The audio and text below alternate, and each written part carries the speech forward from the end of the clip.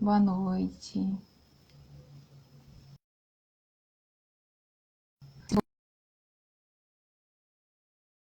Todos. A gente tem uma live hoje, uma live muito especial com o professor Sérgio Lessa.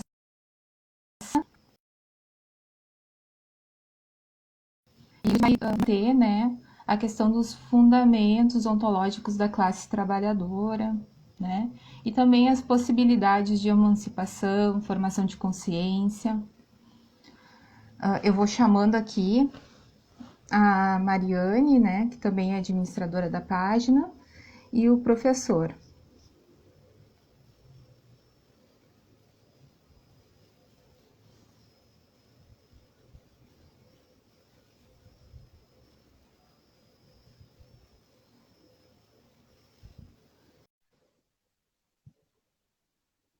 Boa noite, Iris. Boa noite, Ana, Tiago.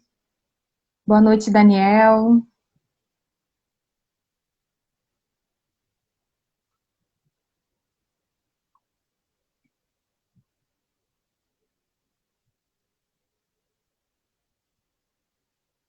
Estou convidando agora, então, o professor Sérgio Lessa, né? Vamos aguardar aí a entrada.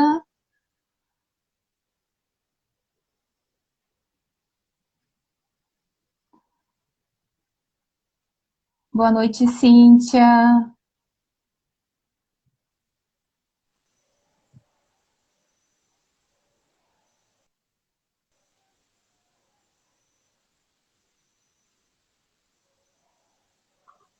Oi, alô, vocês estão escutando? Sim, sim.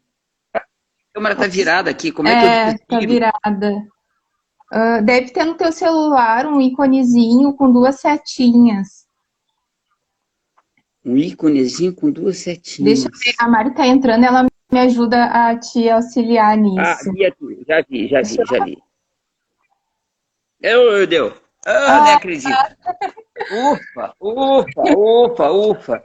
Depois de horas de tentativa. Pronto. e a gente só tem isso a agradecer, né? Passar todo esse trabalho aí. Imagina. Tá virado agora ao Estou contrário. tentando ajeitar meu celular aqui.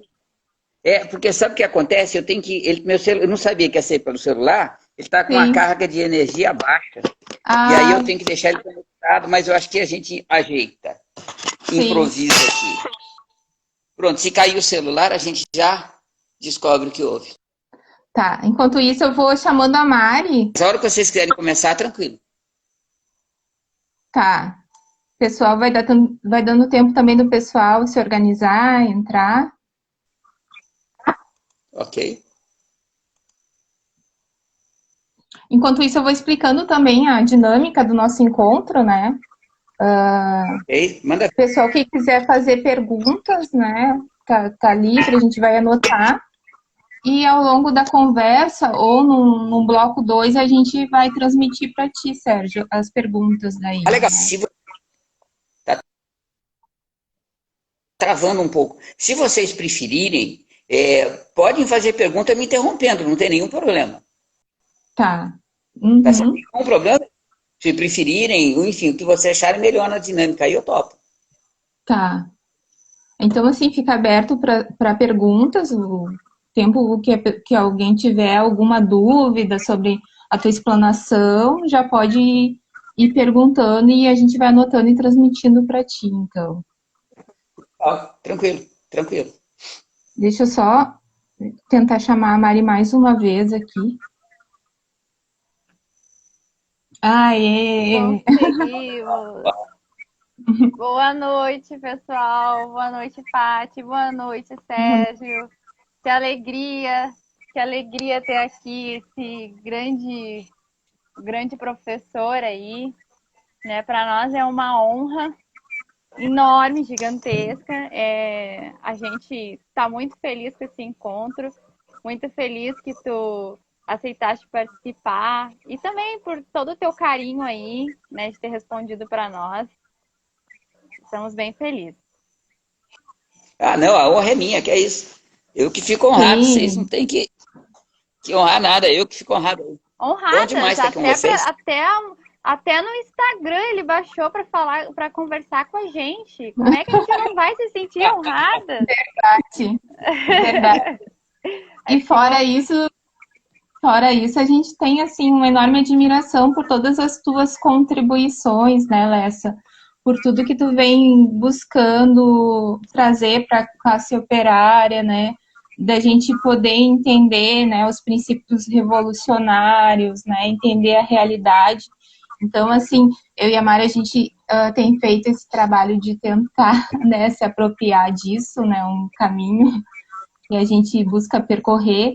E esse espaço aqui da Livres e Subversivas é muito isso, sabe? É muito a gente tentando fazer esse intercâmbio de conhecimentos, né, entre pensadores, entre pessoas que estão querendo realmente uma revolução, né, uma mudança radical, né.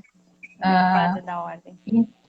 Exatamente. Então a gente tá aí correndo atrás de se apropriar né, do que vocês trazem, né? Pensar, problematizar a realidade. Então, por isso, essa noite para nós é muito importante, assim. Pô, delícia. Que bom, fico feliz. E a gente queria, Sérgio, que assim, inicialmente, né, tu pudesse te apresentar, né, enfim, para o pessoal. E a gente queria também estar te dizendo, assim, que uma das ideias até sobre o tema, né, a gente propôs ele muito em função da tua obra, da crise da esquerda, né, a crise da esquerda no projeto ético-político do serviço social, né. Então a gente foi é um trabalho que tu fizeste que a gente ficou bem encantadas por todo esse percurso que tu faz, né, da trajetória do Brasil até os dias de hoje, né? Então a gente pensou que seria muito interessante de que tu pudesse trazer e a gente discutir sobre isso, né? Então já vou te passar a palavra aí e sinta-se muito bem-vindo nesse espaço aí que é uma grande honra para nós. Ah, brigadão.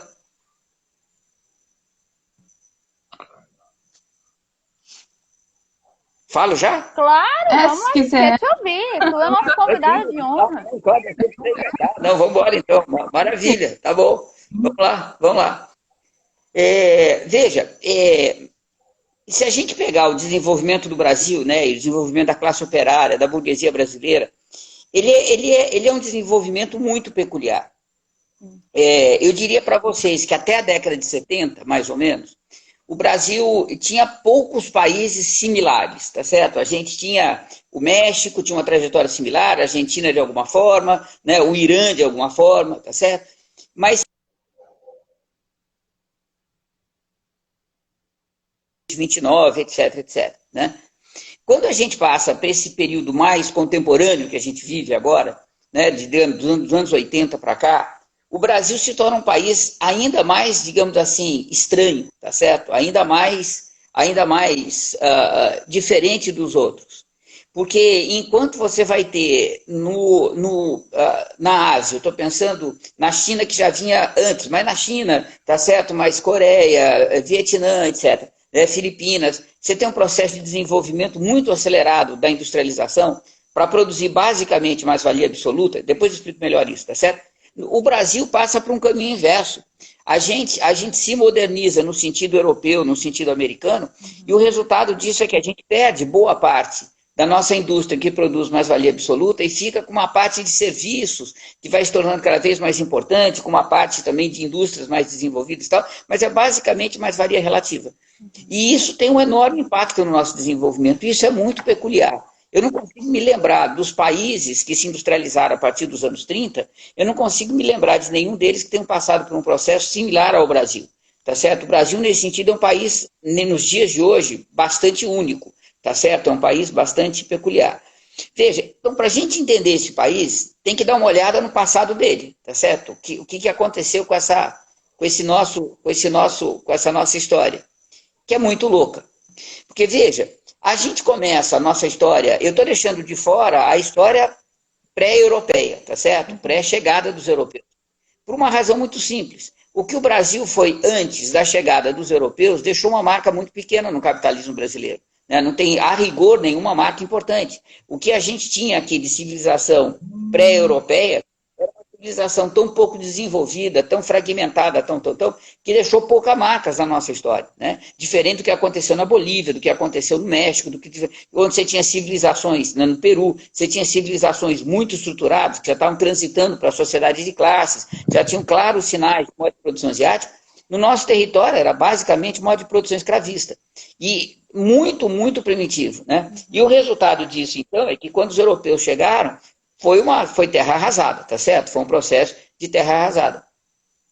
E o resultado disso, então, é que a gente surge num país que já começa a ter algumas características que se mantêm até hoje. Primeiro, a gente surge para produzir riqueza, para ser acumulada nos países imperialistas centrais. Na medida em que a história vai fazendo com que o país imperialista central se altere, né, a relação de produzir a riqueza aqui e mandar para fora, tá certo? Só vai se alterando na medida em que, bom, um momento era Portugal, depois um momento era Inglaterra, depois um momento era Holanda, depois um momento Inglaterra, depois outro momento Estados Unidos, tá certo? E hoje é China, Estados Unidos, Japão, né, Comunidade Europeia, etc. Então, altera isso, mas esta relação que a nossa base econômica até hoje funciona para produzir riqueza, para essa riqueza ser acumulada lá fora, tá certo? Nos países imperialistas centrais, isto se mantém até hoje. Muda a forma, muda a mediação, mas esta essência se mantém até hoje. Então, essa é a primeira característica importante. A segunda característica importante, a gente tem um processo de formação econômico-social no qual, veja que coisa maluca, o Estado surge antes que as classes sociais. O Estado vem da Europa, tá certo? E o resultado disso é que a gente tem um desenvolvimento econômico, isso que eu estou dizendo para vocês não é tão homogêneo assim. Né?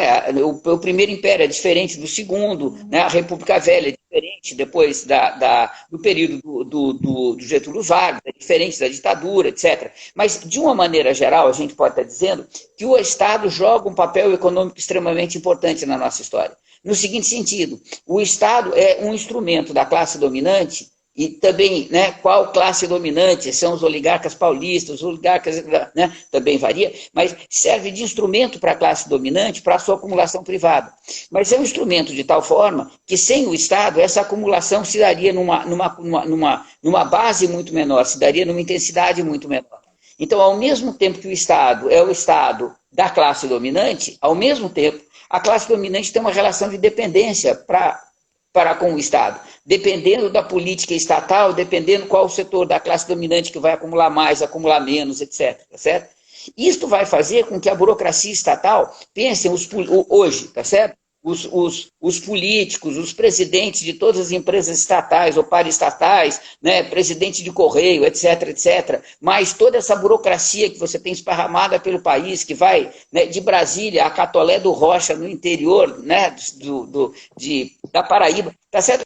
Você tem um corpo burocrático que joga um papel econômico muito mais importante do que o papel econômico jogado nos países imperialistas centrais ou em países de capitalismo típico, tipo França, Itália, etc.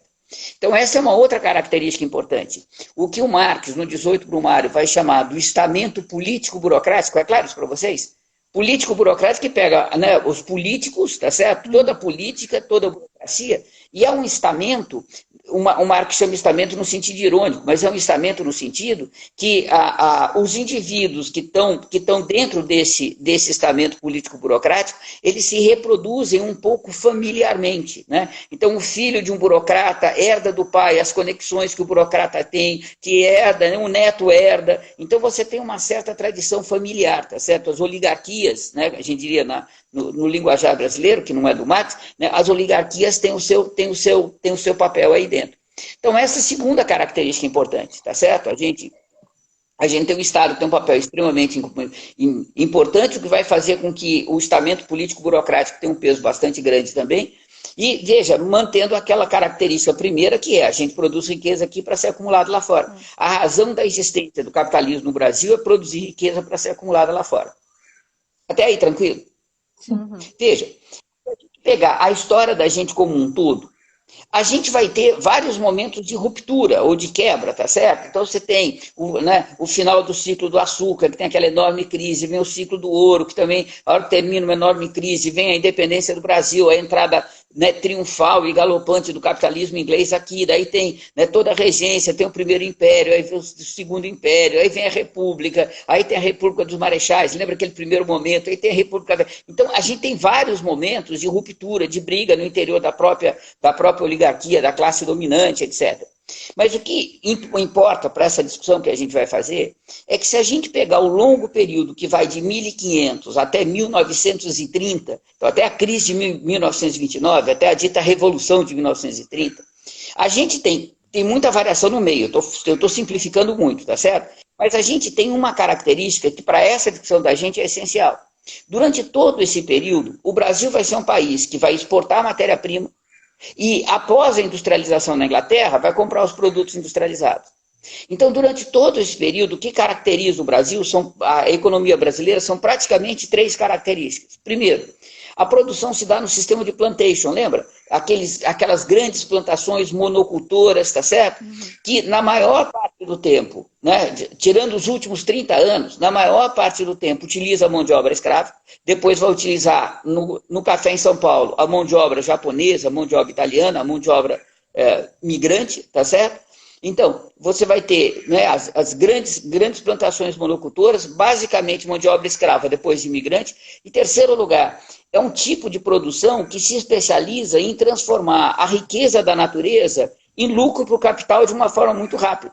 Então, veja, desde o ciclo do açúcar, ciclo do ouro, depois café, etc., o que você faz é um processo ininterrupto de destruição das riquezas naturais para transformar essas riquezas naturais no capital com o menor investimento possível, para ter a maior lucratividade possível.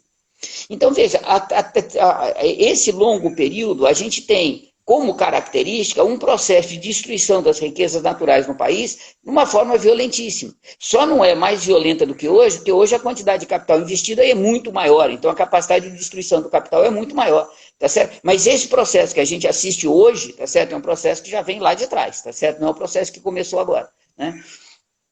Hoje tem a ver com a crise estrutural, com a destruição do planeta numa intensidade, tá? Tudo mudou de qualidade, né? Mas essa tendência já vem de longe. E quarto lugar importante a gente saber que neste processo todo, a gente teve um contínuo massacre dos indígenas, contínuo, né? Contínuo. É uma coisa que até hoje não terminou, tá certo? Contínuo. Então, veja, a gente tem um processo em que todo o funcionamento da história brasileira tem como única razão de ser, veja, o processo de produzir riqueza para ser acumulado lá fora, né? Nos países imperialistas centrais. E para isso, veja, o que funciona melhor para o imperialismo é criar aqui dentro uma classe dominante, sustentar aqui dentro uma classe dominante que funcione como sócia do capital estrangeiro. Então, essa classe dominante explora os nossos trabalhadores, escravos, proletários, camponeses, etc., explora os nossos trabalhadores, a riqueza produzida, uma parte pequenininha fica com essa classe dominante, uma parte grande vai sendo exportada, vai sendo mandada para fora.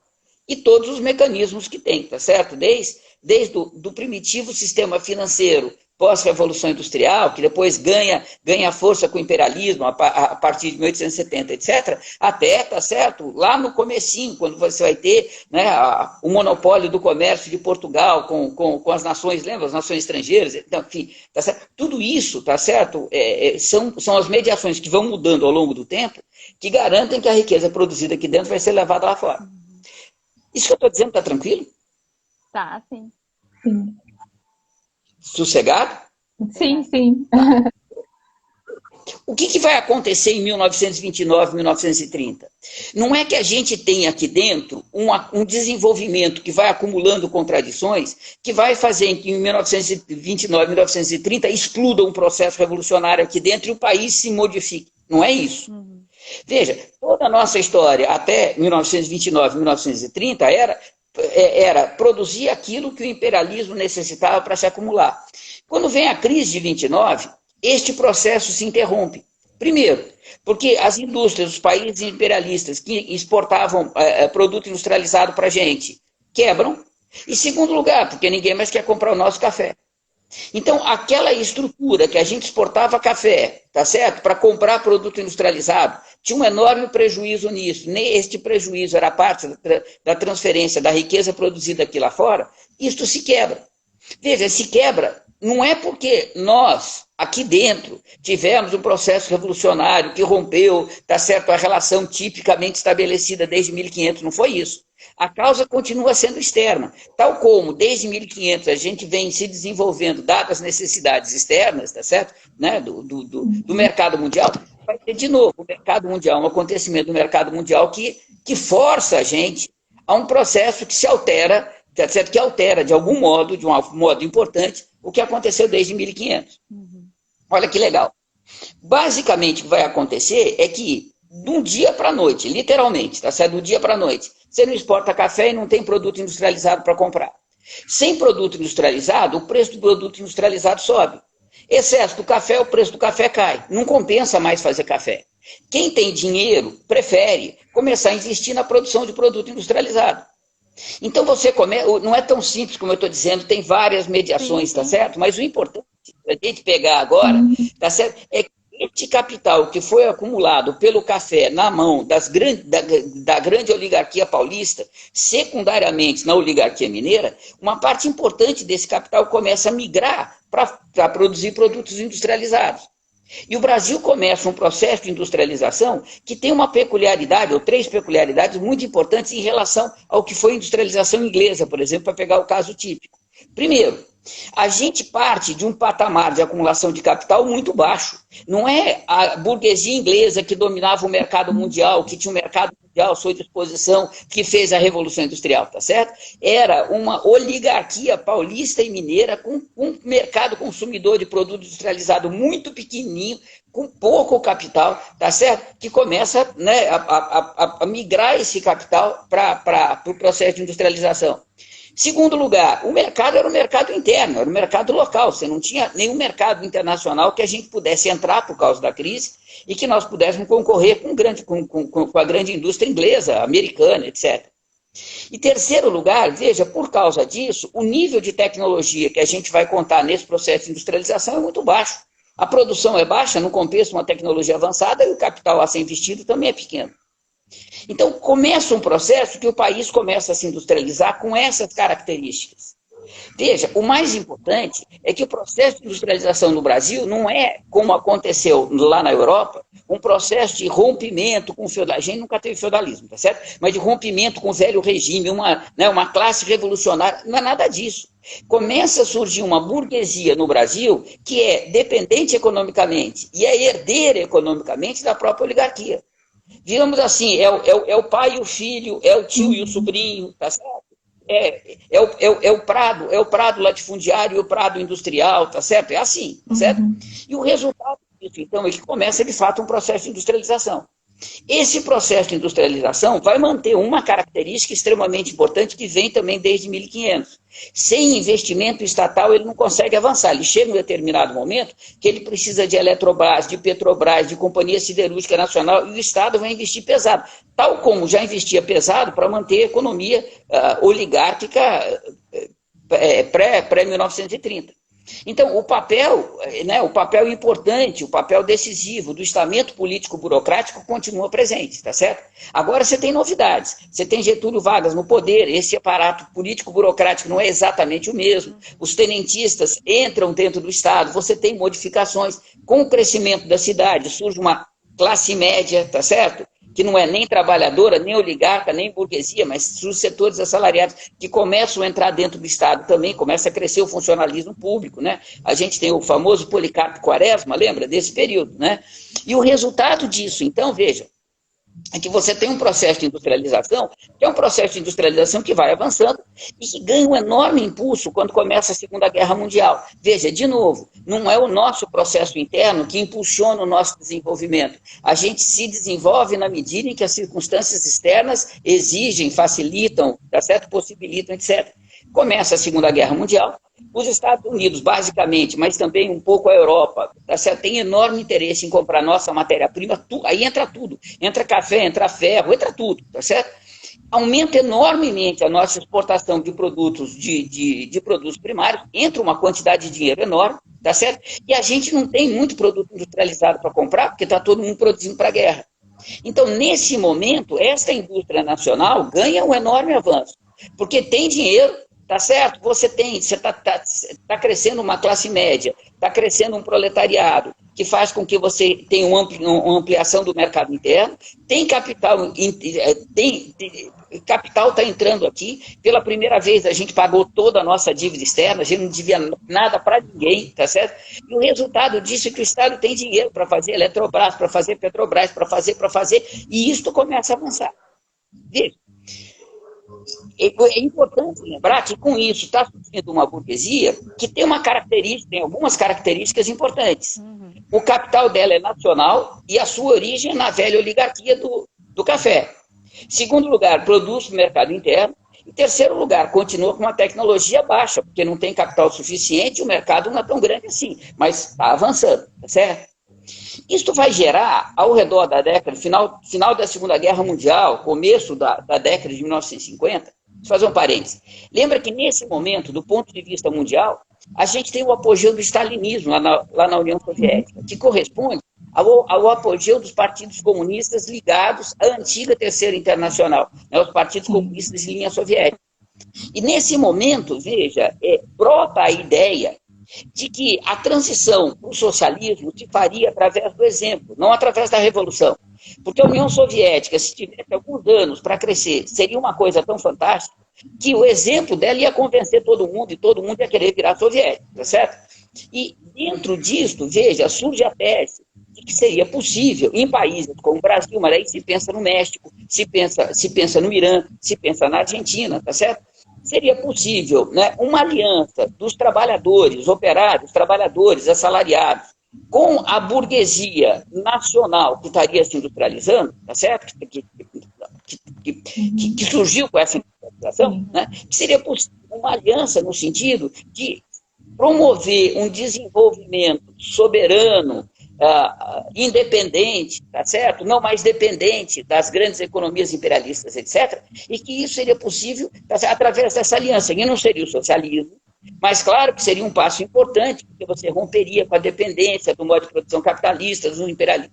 Aí surge a teoria da dependência, percebe? A tese da teoria da dependência é que o problema central de países como o Brasil é a dependência. Não é o capitalismo, é a dependência, tá certo? Bom, se a gente rompe a dependência, mas mantém o capitalismo, é um enorme avanço. Como se fosse possível romper a dependência mantendo o capitalismo.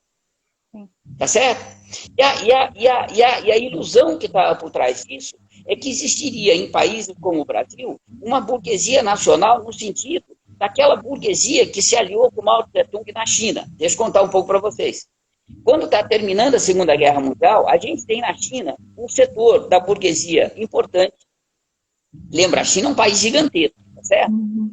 Mas você tem um setor importante que basicamente é prejudicado pela entrada do capital imperialista, internacional, porque leva essa burguesia à falência. Então, essa burguesia, através que se representava, eu estou simplificando muito, tá certo? Mas através do Kuomintang, se alia com o Partido Comunista, tá certo? Com os revolucionários, com a Frente de Libertação, e a partir daí você tem um processo em que uma burguesia nacional, no sentido que luta por um capitalismo nacional independente, soberano do imperialismo, tá certo? Isso a gente nunca teve no Brasil, mas surge a ilusão de que a gente teria.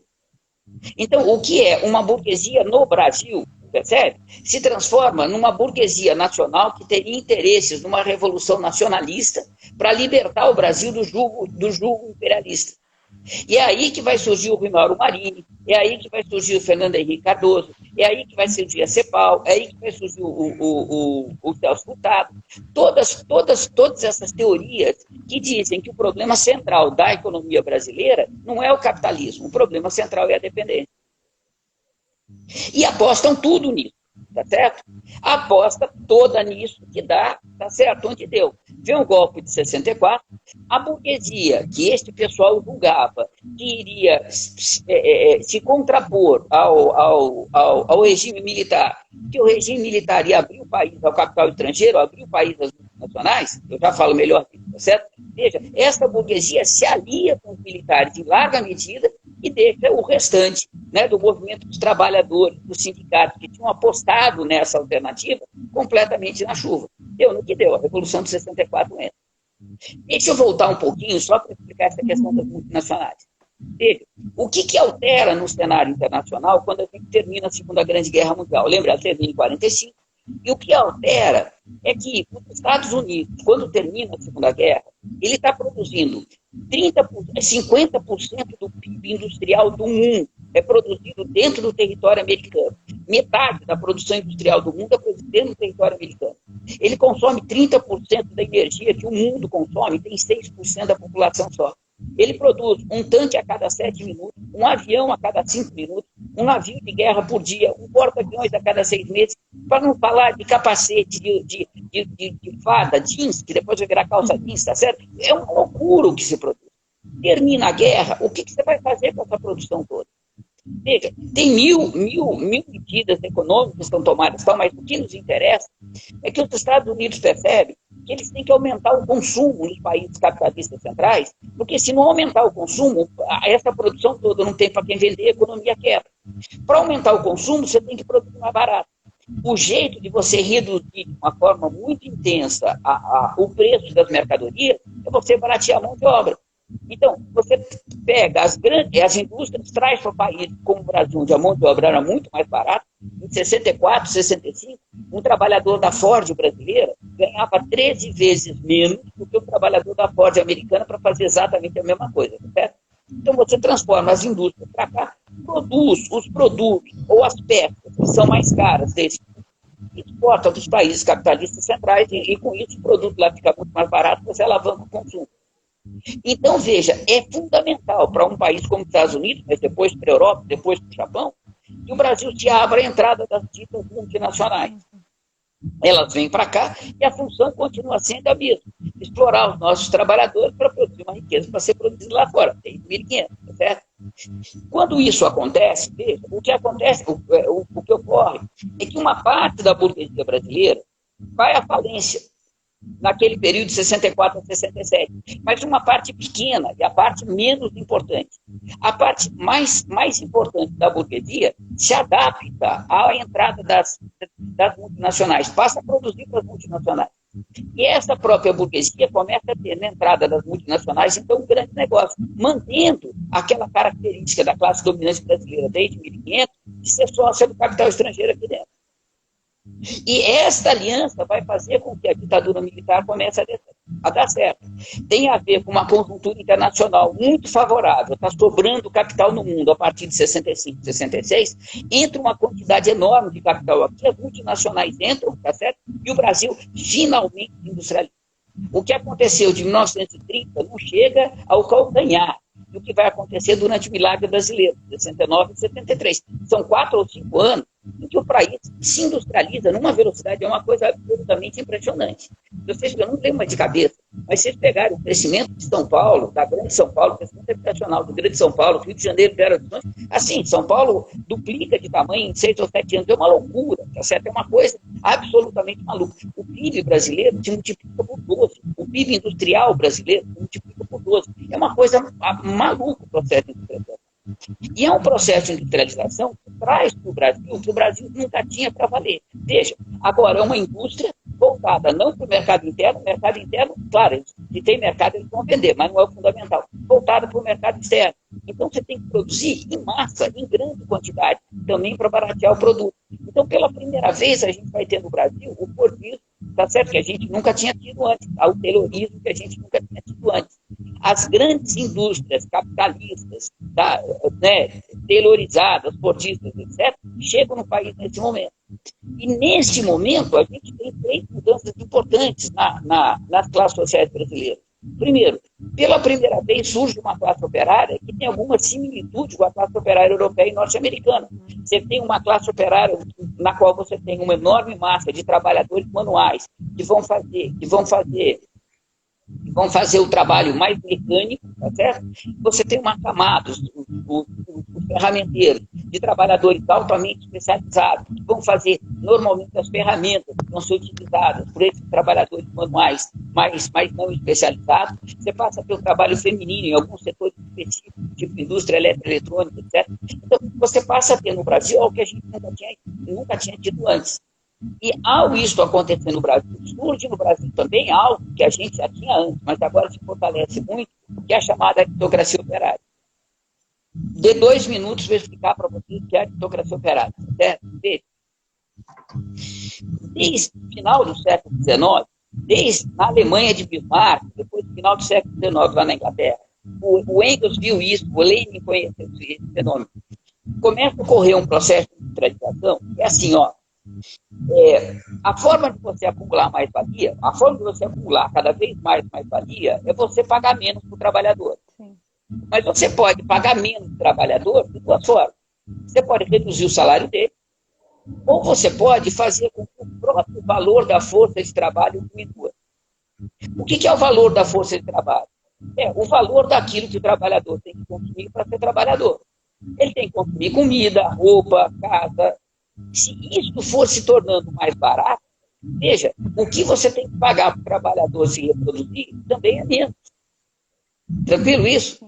Então, na medida em que a industrialização avança, e você começa a ter uma industrialização dos setores de roupa, de moradia, de remédio, de transporte, etc., esses elementos que entram no valor da força de trabalho começam a perder valor, começam a ficar mais barato, e o valor da força de trabalho começa a cair também. Tranquilo? Então, veja, se você tem uma economia e o trabalhador tem que fazer o seu próprio macarrão, a extração da mais-valia é uma. Mas se você tem uma fábrica que faz um macarrão para esse trabalhador e esse macarrão é muito mais barato, portanto, isso significa que o valor dessa força de trabalho cai, não só você tem a mais-valia na produção do macarrão, como você tem um aumento da mais-valia na fábrica que esse trabalhador trabalha, porque agora o seu valor diminuiu. Tranquilo isso? Então, veja, isso vai fazer com que, a partir do passagem do século XIX para o século XX, comece a surgir, não sei, operários mais especializados, a seguinte vontade: olha, eu quero que as mercadorias sejam cada vez mais baratas, para que eu possa comprar cada vez mais. Como é que as mercadorias vão ser cada vez mais baratas? E os operários manuais, que produzem a mais-valia absoluta, aqueles caras de peões, receberem cada vez menos. Se o salário deles baixar, a mercadoria fica mais barata e eu compro mais.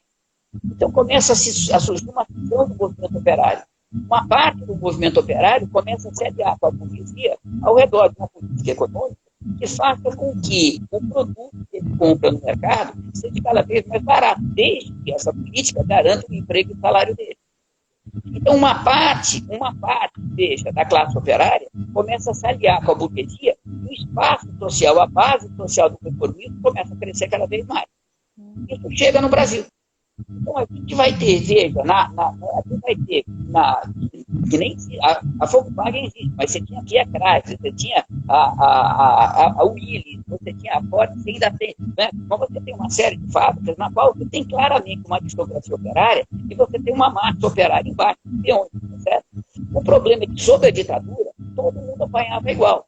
Sob a ditadura, todo mundo ganhava mal, mais ou menos igual. Claro que os operários especializados ganhavam um pouco mais, tá certo?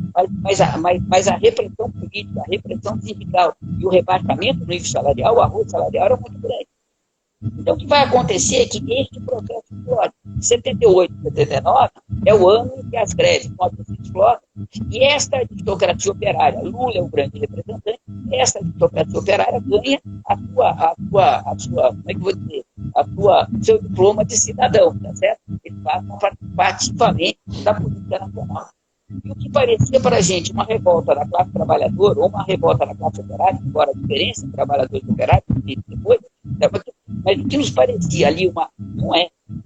É uma revolta da classe operária liderada pela aristocracia operária, que já tinha dentro dela a tendência a negociar com a burguesia e não a romper com o capitalismo. Então, aquilo de revolucionário tinha um desejo de alguns, mas de fato tinha muito pouco. O que tinha de fato já era, lá naquele momento, né, a aristocracia operária dizendo: nós temos poder, a gente consegue interferir na luta de classe, a gente quer negociar com a burguesia e a gente quer negociar de tal forma que garanta, tá certo, os nossos privilégios enquanto aristocracia operária, que aumente a nossa capacidade de consumo barateando a mercadoria. Pronto, abre um espaço de negociação entre PT e a burguesia que vai dar Lula no poder em 2001. Tranquila até aí? Então, essa é a primeira mudança importante da industrialização. Surge uma classe operária do Brasil, uma classe operária que tem dentro dela uma aristocracia operária, como teve na Europa, nos Estados Unidos, desde que a industrialização começou por lá. Começou exagero, desde que a industrialização avançou por lá. Tranquilo? Essa é a primeira característica. Segunda característica, o país se transforma num país pela primeira vez urbano. Né? Eu lembro, eu estava no ginásio, quando o dia em que 50% da população brasileira passou a morar na cidade. Era uma novidade, tá certo? Bom, hoje em dia a gente tem, eu não lembro mais, 75% da população brasileira urbana, ou talvez até um pouco mais. Eu posso ter dado errado. E com isso, veja, você tem necessariamente o crescimento do setor de serviços, portanto, o setor de assalariamento, eu vou comentar com vocês, que não é o proletariado, é um setor assalariado, você tem necessariamente o crescimento do nacionalismo público, que significa o estamento político burocrático, e continua neste processo, para vocês, tendo o papel tradicional de cumprir desde 1500, papel importante, tradicional, de cumprir desde 1500. Tranquilo? Mas na burguesia você tem agora uma transformação importante. Porque aquele burguês que veio em 1930 e que se adaptou às multinacionais na década de 60, com esse processo de industrialização, ele vai ter. Ele não tem capital para resistir à concorrência que está acontecendo. E o resultado disso, principalmente nos bancos, no setor bancário, você tem um enorme processo de concentração, de tal forma que hoje a gente tem 3 ou 4 ou 5 bancos que dominam completamente o sistema financeiro nacional, e, do ponto de vista industrial, você tem um processo de concentração também enorme. Muitas pequenas e médias indústrias estão sendo engolidas pelas grandes indústrias, certo? E o resultado disso é que você tem um processo de transformação profunda da própria burguesia. E não perde aquela sua característica de classe dominante desde 1500 de ser sócia do capital estrangeiro. Agora ela é sócia das multinacionais. Mas para ser sócia das multinacionais, você tem um capital, de uma agilidade, de uma modernização, etc., que aquela burguesia que veio tipicamente não tinha. Alguns sobreviveram, claro, não era o típico. Tranquilo? Sim. Veja. Significava, portanto, que o Brasil estava, neste momento histórico, a caminho de uma revolução proletária. Vem todo o movimento de luta armada, da esquerda, etc., que ainda não pensava numa revolução proletária, mas a derrota da luta armada, a crise da ditadura, pela primeira vez, deu, né, a sensação, pelo menos, a ilusão, certo? E você tinha uma classe operária forte, concentrada, que não tinha muita experiência de luta, mas era combativa, veio o que aconteceu em 78, 79, as greves que a gente vai ter depois de 81, 82 até 87, né, os bancários, o jornalismo público entrando, nas greves, etc. Então, tudo indicava, ou indicava, mas enfim, havia sinais na realidade que sustentavam a revolução, e a gente estava avançando por uma revolução proletária. Desde o que vai acontecer? A gente só vai entender isso. Eu digo, a esquerda brasileira em geral, uma parte da esquerda até hoje, nem se deu conta disso. Mas a gente não vai entender isso depois que pensaram na Inglaterra o paralelo do capital. Pela primeira vez, pela primeira vez, e começa a entender essa coisa, uma crise estrutural do capital. O mercado está falando disso desde 83. Dessa forma, a gente não entendia. Ele fala 83, eu não entendia. Certo? Veja, o que ele está dizendo? Em 1970, ao redor, o capital passa a um novo patamar. Por quê? Por que a gente pensa nesse ciclo? Muito grosso. Porque quando a gente passa pela Revolução Industrial, pela primeira vez, a gente passa a produzir mais do que a humanidade necessita. A gente entra na abundância. Como a gente produz mais, a humanidade produz mais do que a humanidade necessita, o mercado não funciona mais. Você tem uma oferta maior do que a procura, o preço de bem como quebra a economia. Então você tem esse ciclo. Quando a gente chega na década de 60, graças ao português, etc., a abundância atinge um patamar tal, a superprodução da abundância atinge um patamar tal, e nem com a crise é capaz de construir a abundância. Portanto, a dinâmica da crise se altera. Você não tem crise depois de expansão de situação. Você tem uma crise que se transforma numa crise que não é superada, e dentro disso, você tem a necessidade do capital reorganizar para dar conta de sobreviver nessa crise. Sim. E o processo de reorganização, ele passa por 2 eixos principais. articulados. O primeiro eixo é que você tem que transformar profundamente a base social do mundo inteiro.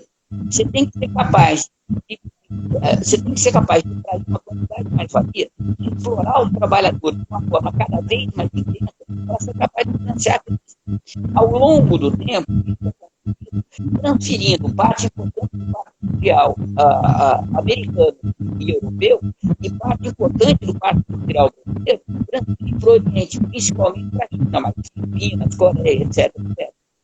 Então, você passa a ter um processo e a economia desses países, o Brasil, começa a ter um processo de acumulação do capital cada vez mais importante e começa a ter no setor industrial, né, uma acumulação de capital cada vez menos importante, não deixa de ser importante, mas cada vez menos importante. O setor de serviços passa a ser o carro-chefe da série de processo de acumulação de capital nesse país. Mas essa acumulação só pode ocorrer, eu vou explicar para vocês porque está acontecendo a produção da mais-valia do país asiático. Eu já volto para isso, certo? Mas isso é a primeira consequência importante. A segunda consequência que a gente vai ter é que, veja, para o capital sobreviver nesse processo, é fundamental que o Estado intervenha na economia de uma forma brutal. Por quê? Eles vão entender. Peguem uma grande multinacional, vamos brincar, a Mitsubishi, certo? A Mitsubishi que chega ao final do ano, ela tem um determinado lucro gigantesco. Ela não pode investir todo o lucro na produção, porque ela não tem para quem produzir, o mercado já está saturado, não dá para aumentar a produção. Então, ela precisa investir esse capital em algum lugar. O único lugar que ela pode investir é no banco, não pode sair. Se não pode ser na produção, tem que ir no banco. Certo? Olha o problema. O banco, ele só vai pegar esse capital como emprestado se ele tiver para alguém ele emprestar dele com lucro do banco. Tá certo? Com lucro do banco. Ele vai pegar um capital, vamos estar pagando juros de 10%. Se ele tiver certeza que alguém vai pagar 15% de juros desse capital para ele. Ele ganha dinheiro nessa diferença. Certo? O problema é que o montante do capital é gigantesco. Algumas contas dizem que o que tem de capital investido no banco hoje é 7 vezes o PIB do mundo. 7 vezes o que a gente produz no ano. Certo? É muito dinheiro. Ninguém tem dinheiro para emprestar. Ninguém tem condição de emprestar esse montante de dinheiro. Não é a gente comprando carro, comprando geladeira, trocando roupa que vai. Certo? Então, a única instituição que pode fazer empréstimo nesse montante é o Estado. Não tem outra. E como o Estado pertence ao capital e não tem que argumentar, o Estado adota uma política econômica que é uma loucura. A tese que é meio keynesiana, né? A tese é o seguinte: a gente pega o dinheiro do banco emprestado, investe na economia, aquece a economia, aquecendo a economia, a gente recebe mais imposto, a gente faz o empréstimo, zerou o processo, zerou o problema. Acontece que é assim, e quando você pega um imposto, quando você pega um empréstimo, quando você investe na economia, você está investindo em indústrias que, em parte, pertencem aos mesmos bancos. Portanto, o lucro que esse investimento vai dar vai direto para os bancos, não volta para o Estado. Então, o Estado recebe, sob a forma de imposto, etc., não paga o empréstimo. Resultado, ele tem que fazer um novo empréstimo para pagar o empréstimo passado, para fazer o empréstimo para continuar durante o tempo. Então, a dívida pública começa a fluir. Tranquilo? Veja, por que é que nesse processo todo, a gente tem, eu estava dizendo para vocês, o crescimento do setor de serviços na Europa, nos Estados Unidos, uma intensidade menor no Brasil, por que isso só pode acontecer se for produzir mais valia, se for produzir mais valia lá no país industrial? Está claro o meu raciocínio? Tá. Sim. Tá? Tem tanta coisa aqui, enfim. Até, olha que legal. Veja, se você pegar a economia de qualquer modo de produção de classe, pega modo de produção de arte, capitalismo ou capitalismo, você tem a seguinte característica: ó, a classe que transforma a natureza dos meios de produção é a classe que produz a riqueza de toda a sociedade. Quem produz a riqueza do escravismo? Escravo. Quem produz a riqueza do feudalismo? Servo. Quem produz a riqueza do modo de produção capitalista? O proletário. O proletário é aquele assalariado que transforma a natureza nos meios de produção. Aquele que trabalha, lembra a categoria que trabalha mais? É o metabolismo do ser humano com a natureza. Esse trabalho. Certo? O proletário é aquele que trabalha, que transforma a natureza dele em produto.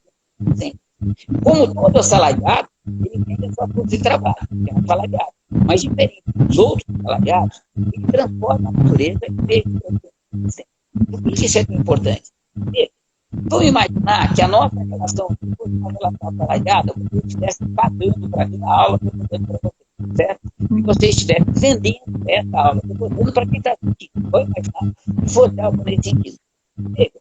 Eu estou dando a aula, portanto, eu estou vendendo para vocês uma mercadoria. Vocês estão revendendo essa mercadoria. Vocês estão revendendo essa mercadoria, vocês estão acumulando riqueza. Eu, ao dar essa aula, eu não estou produzindo riqueza nenhuma. Vocês só podem acumular esse capital porque tem um bolo de gente com dinheiro no bolso que topa pagar vocês para vocês pagarem para eu dar essa aula. Percebe? Mas nenhuma riqueza foi produzida. O dinheiro que estava no bolso das pessoas, uma parte foi para mim, outra parte foi para a conta bancária de vocês. Vocês acumularam capital, eu recebi o meu salário. O que eu recebi, o que vocês acumularam somado, é exatamente igual a que as pessoas, ao que as pessoas pagaram, perderam. Tranquilo? É um resultado de soma zero, certo? Acumula-se capital, mas você não produz nenhuma riqueza nova. Está claro isso? Sim. Todo setor de serviço, todo setor de serviço. Então, assim, num serviço que a gente tem uma série de pessoas que têm dinheiro no bolso, pode ser capitalista ou não, tá certo? Mas tem dinheiro no bolso e que precisam pagar esse serviço de alguma forma. Você paga o serviço. O dono da empresa que vende o serviço acumula riqueza. Mas neste processo, o salário que o trabalhador recebeu, a riqueza que foi acumulada é exatamente igual àquilo que os indivíduos pagaram por aquele serviço, aquilo que os indivíduos perderam. O que saiu do lado dos pagadores é exatamente igual ao que os recebedores receberam. Você não tem nenhuma riqueza nova. Mas o capital social total não se altera, continua o mesmo. A riqueza troca de mão, só isso. Mas você não tem nenhuma produção de riqueza nova. Tranquilo? Sim. Agora, olha que legal. Quando você tem a transformação da natureza, isso não é assim. Porque com a transformação da natureza, você produz um produto que continua existindo depois que terminou o processo de produção. Diferente da aula, diferente né, da cantora de ópera, ou do que o Marx dá, tá certo? Você tem um trabalhador, quando ele transforma minério de ferro em trilho de trem, veja, o trilho de trem continua existindo gerações depois. E esse trilho de trem tem uma quantidade de trabalho coagulado nele, que é valor próprio, que é valor.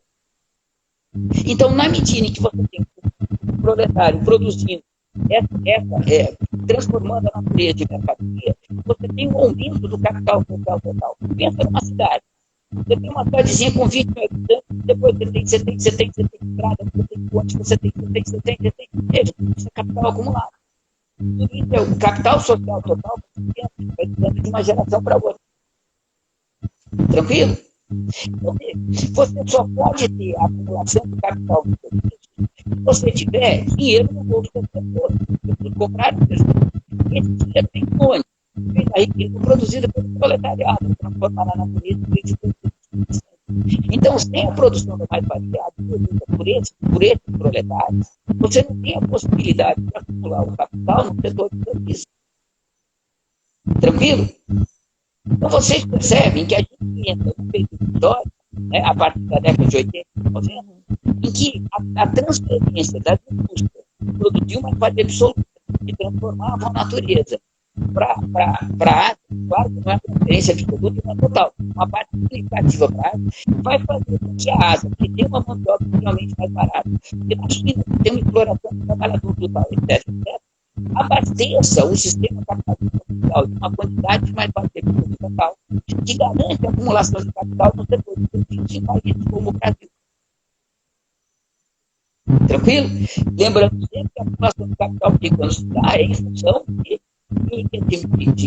da acumulação dos países imperialistas centrais. Então, a gente acumula uma riqueza aqui, que é imediatamente levada para fora, ou via sistema financeiro, ou via as empresas de serviço diretamente associadas ao capital financeiro.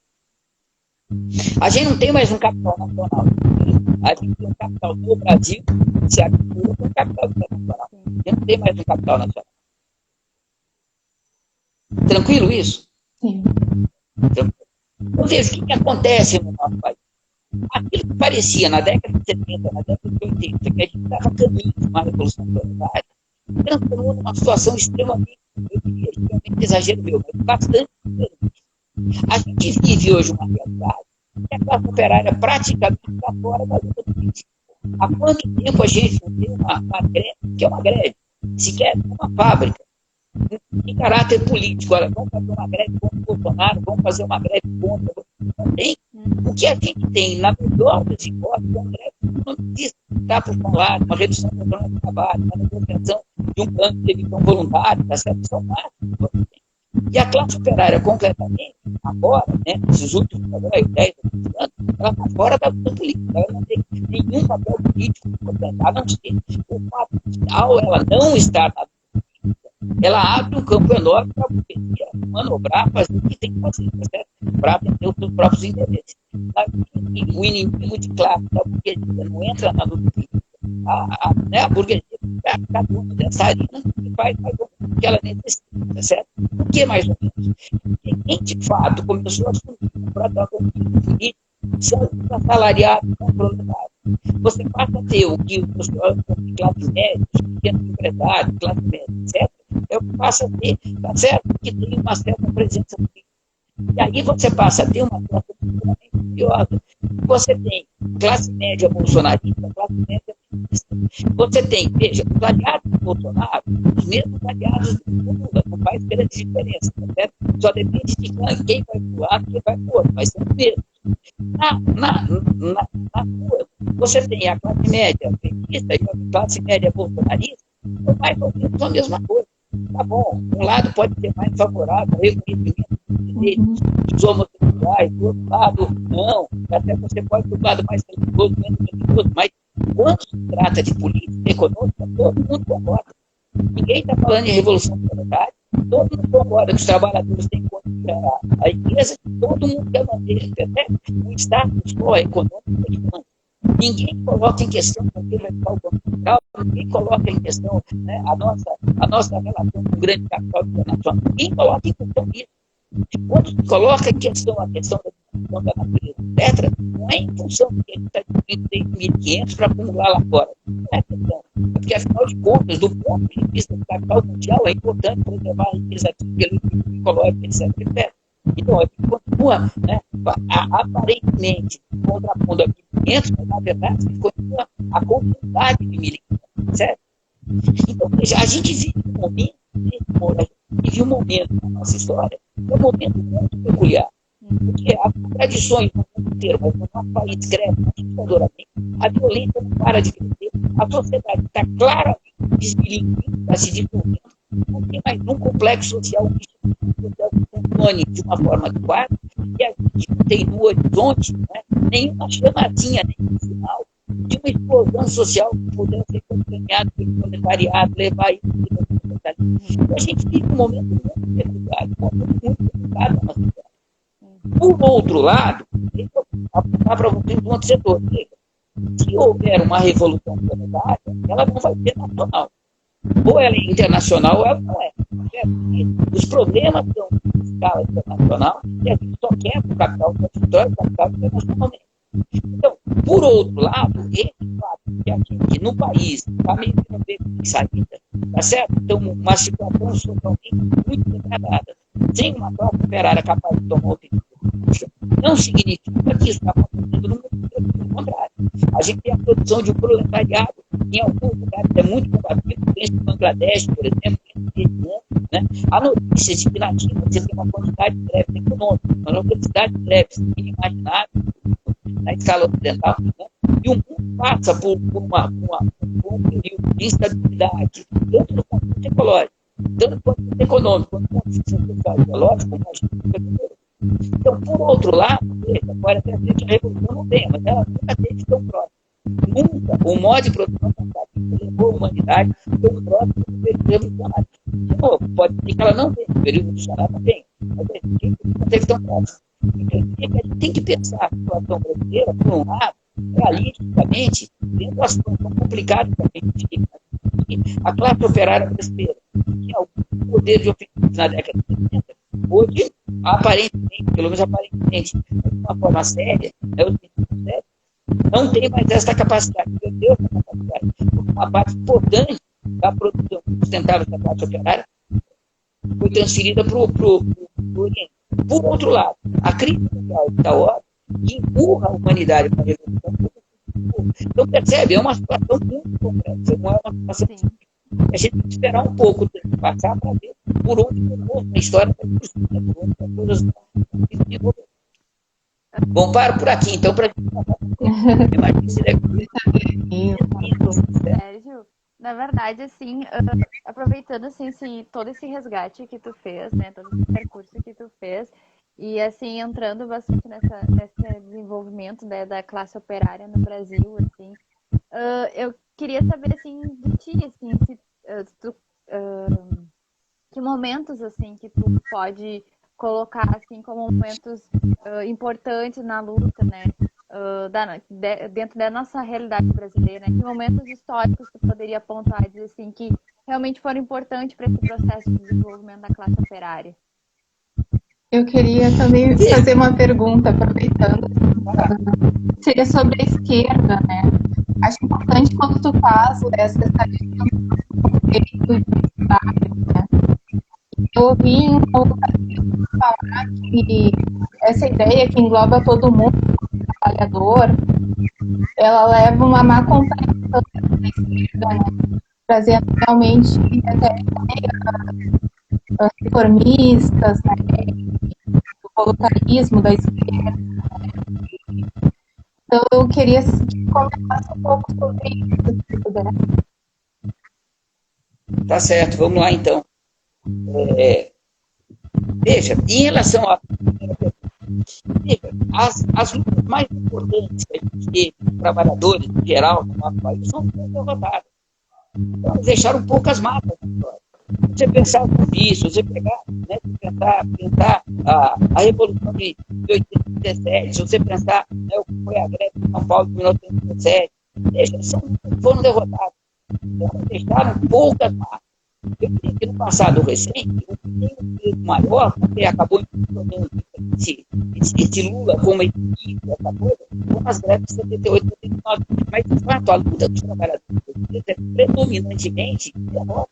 Então, quando você tem uma luta de classe derrotada, ela deixa pouca marca na história.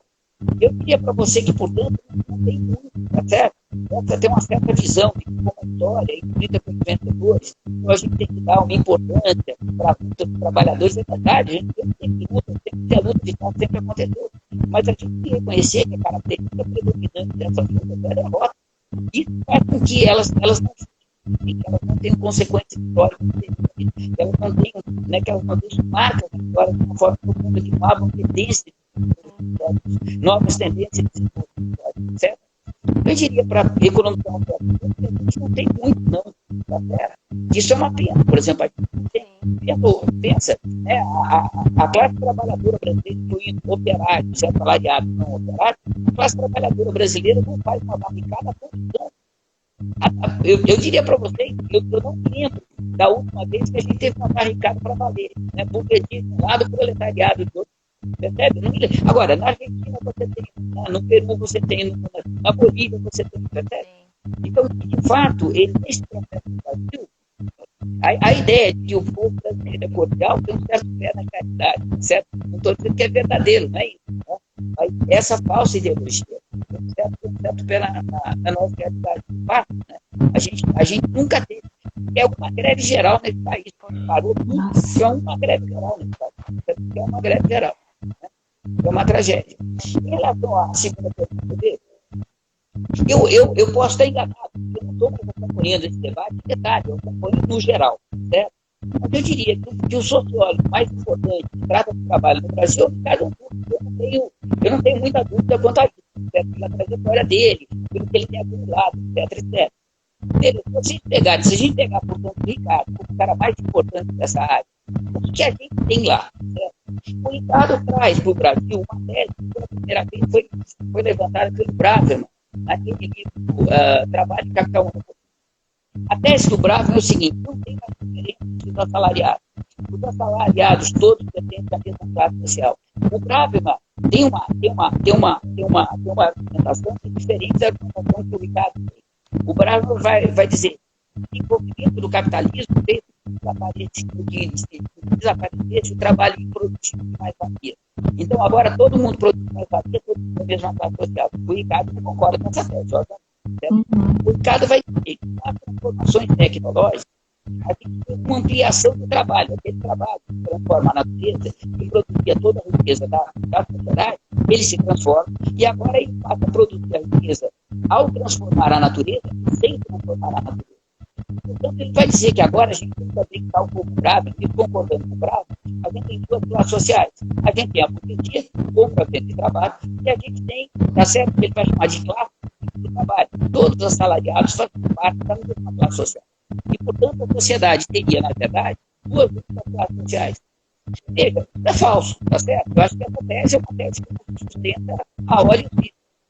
Por três razões. Primeira razão, porque os assalariados são todos homogêneos. Você tem altíssimos assalariados que têm um pertencimento de classe, vai ficar com tem um pertencimento de classe diferente. Você tem um médio e um pequeno assalariado. Você tem assalariados miseráveis.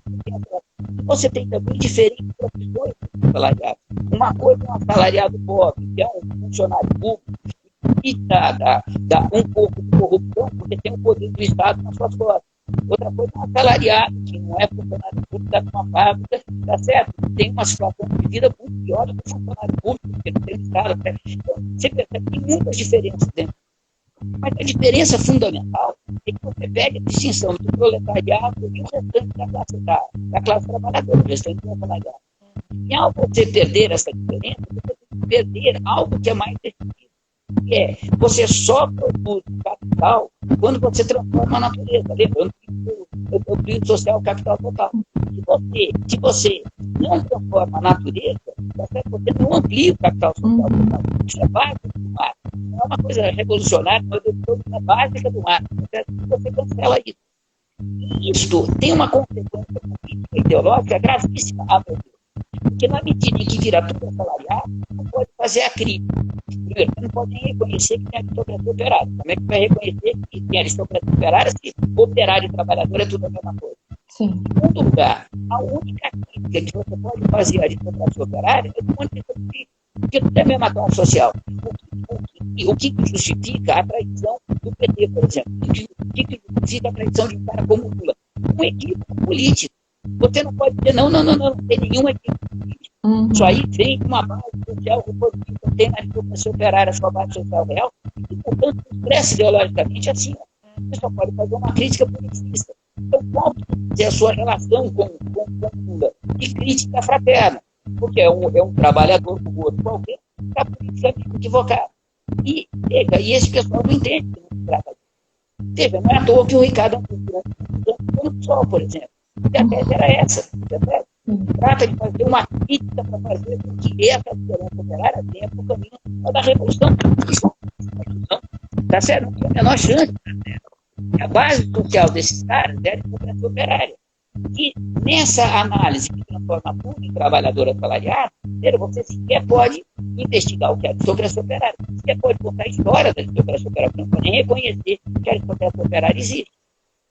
Eu diria que, basicamente, tá certo? Esse é o problema central. Do ponto de vista da luta política e ideológica, você não tem as ferramentas de crítica ao reformismo petista que você precisava no caso brasileiro, do ponto de vista sociológico, porque você considera um elo fundamental da acumulação e reprodução do processo capital. Então você nem entende a sociedade, nem entende a economia, e quando você vai para a política, é um desastre. Paty, tem uma pergunta do Daniel. Eu ia te pedir primeiro se tu poderia ver o horário pra gente.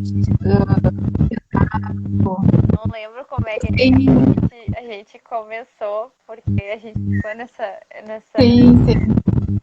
questão, mas ele avisa ali quando o próximo de acabar, né? Vamos fazer rapidinho. Não, mas eu acho que a gente já teria que finalizar esse primeiro bloco para começar o... Tá. um outro daí, eu acho. Aí a Certo. gente deixa as perguntas que a gente recebeu pro próximo bloco, pode ser, Sara? Como é que tá aí a bateria do celular? Por mim, tranquilo. Tá, então eu vou encerrar aqui e a gente já retoma, então, tá?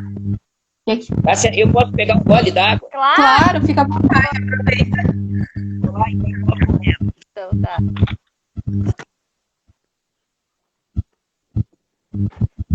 Ó,